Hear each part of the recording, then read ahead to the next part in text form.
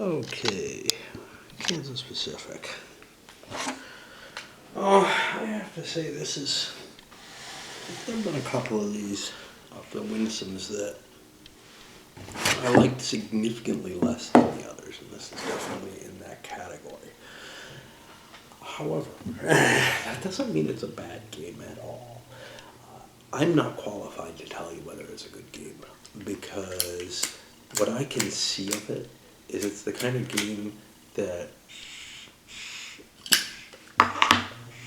and I can't see where it would be bad because of the valuation, the way valuations are handled. But it's the kind of game that I think you have to play a good deal to really grasp how to best take advantage of what the opportunities it allows are. Um, Unfortunately, though, I can tell you a few things. It looks like it's the kind of game that you just start unwrapping, the layers of it. And I don't know how much. I mean, at some point, you're going to be at the point where where you understand it enough that you kind of know what the valuations of the companies are at the beginning, and you know how what kind of bids will work for them and what kind won't. And at that point, you're just tinkering around the edges. Of course, my 18xx games are just tinkering around the edges of a core model for the most part, especially the ones where there's some stock manipulation and stuff going on. But, whatever the broad paths are. And this feels like it's going to be the same kind of thing. Once you get the idea of how to make it across the board properly and in time and how much money that's going to take and whatever, then you'll understand, is that ever worth it? What circumstances is it worth it in? And, just how much should you be throwing into a company and whether or not you can afford to take an economic hit. So that's the kind of question that ends up in it. And what I don't like about that is, what it means is the game kind of unfolds as a puzzle. Okay, that's great. That would be great if it was a narrative, but it's not really. It's just a competitive game, and so there's sort of a fairly high hurdle towards picking it up. You'd have to play it a few times to even get, I think, vaguely competent at it. Now, in today's gaming world, that may be a lot to ask of people. But, the couple of people who maybe put the effort into that and want that will be rewarded with what? Well, they'll be rewarded with something that probably isn't too different from most of these Winsome games. It's just this one's a little bit less accessible to you. That's what it seems to me. I don't know if I've heard there are people who really like this one, and obviously, why would it get reprinted, in a Queen edition if it didn't have its following? I just find it more likely to slit your own wrist in it than in many of the others. Although there are some other pretty harsh ones, but usually they don't get reprinted in the special editions. Component-wise, Queen did a great job. They always do, right? But these games just don't look that appealing ever to me. They look like kind of boring hex maps, and there were a couple of things that would have been better, though. I guess my biggest gripe has to do with the rulebook itself. Yeah, glossy color, whatever. But it actually has to do with the fold-out and the ease and difficulty of getting a couple of pieces of information you're going to need, which players could resolve by making their own with the player aids. But the different actions and the order that they're done, and the other thing that's kind of not easily available that I had to keep looking up was the endgame conditions, which maybe they're a little bit less. And there may have been a couple of little things to look up. Working through a fold-out type, 3 sheets of paper, I never find that pleasant, but what can you do with something like this? The whole game could have been put on one player aid if they got rid of a lot of the graphics, etc. So, coins, if you don't want to use your poker chips or whatever, It was a little annoying that I had some extra pieces, kind of just at random. Little wooden shoes, again, pretty standard for the Queen edition. It's a nice hard board. It seems like it'll warp a little bit. I don't know what geometry does to make it work. Anyway, not a whole hell of a lot to say here, mainly because, well, we can talk a little bit about what's special on it, but mainly because I just don't feel like, you know, I've explored it and ever will want to the depths that are required to really understand if this is really a good winsome or if it's, you know, got some serious flaw in it that seems to appear right away. It looks to me like, you know, the rails are different value, and that's okay. Once you learn what those values are, you're able to put the bids. But this is a problem a lot of the winsomes have for me, or a problem I have with them, is that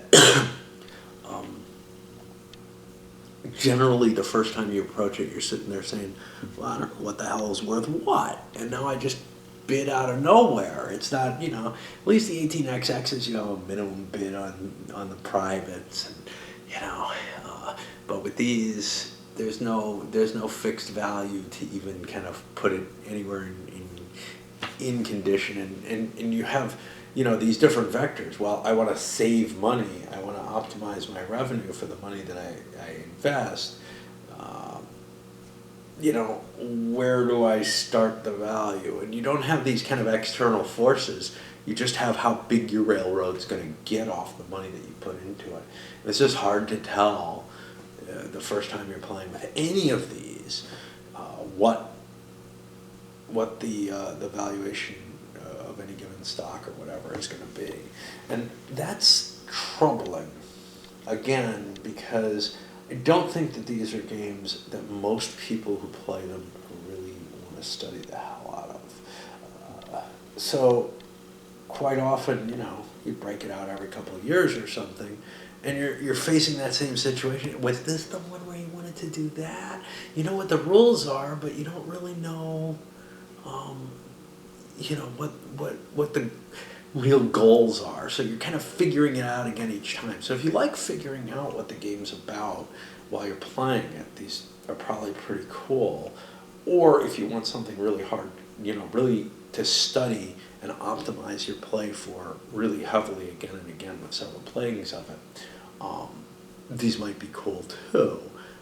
Though I think there's a kind of upper end, like with a lot of the modern Euros. It's got that same kind of spirit of, you know, figure out how to kind of optimize your play in it, and once you have that figured out, okay, it's time for this one to go on the shelf, right? To me, that's not really all that much what gaming's about.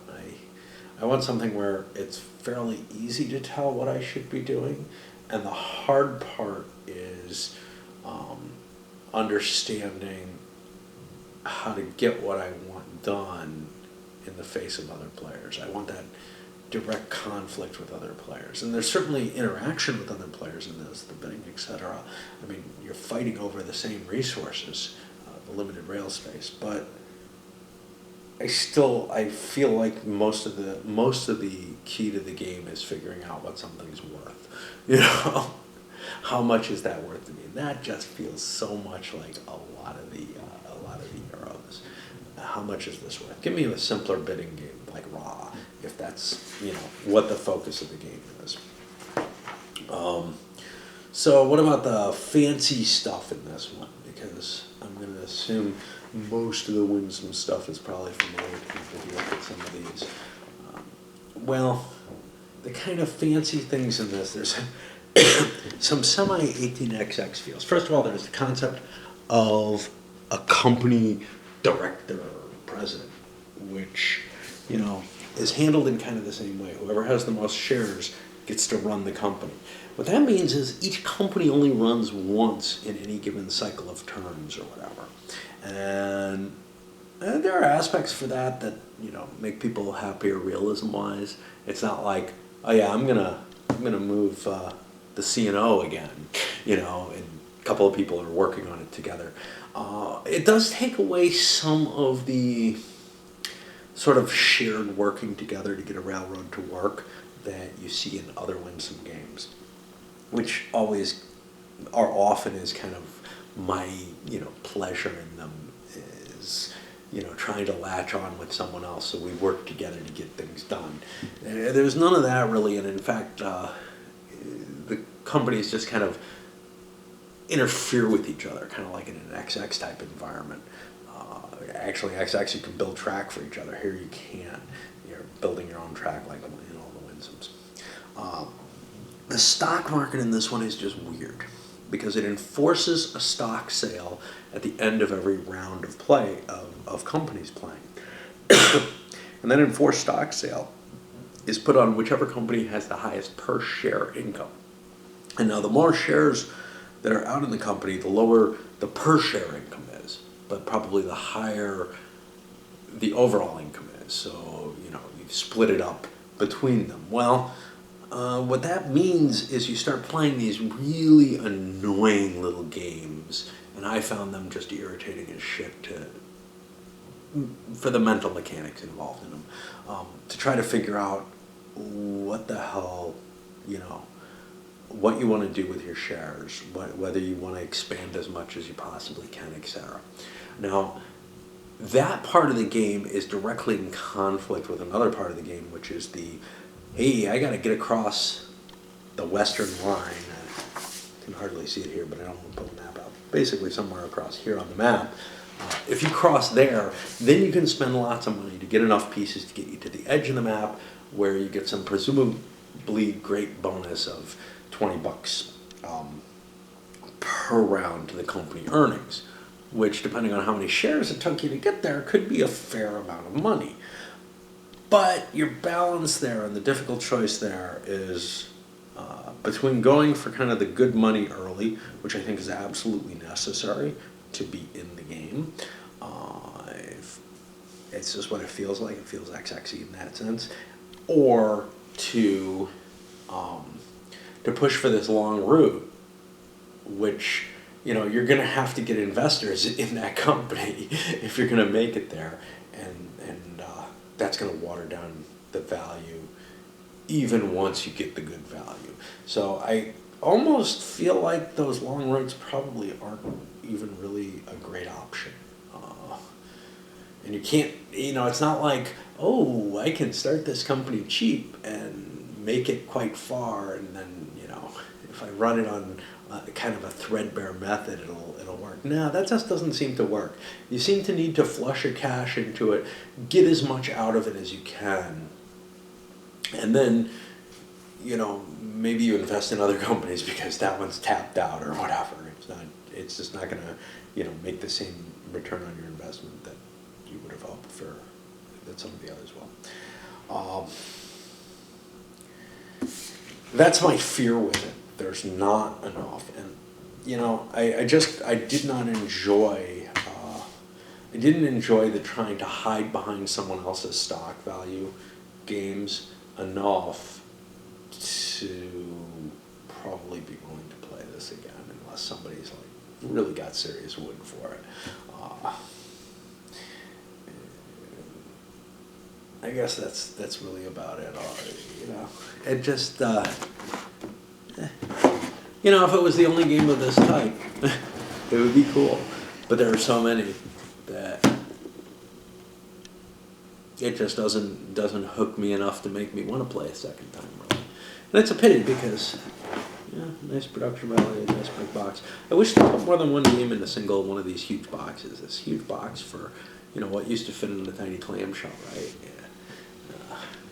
Winsome packages them 4 in a box for their big bonus sales of when they try to sell more than one in. But I don't know why the Queen puts them in such big. They could share components and stuff if they did that, but I guess they figure every Winsome gamer who will buy a couple of these will buy them all or something. Yeah, they kind of got me on that, except I buy it at a third price or whatever when Cool Stuff or something says we can't move this shit. All right, that's it.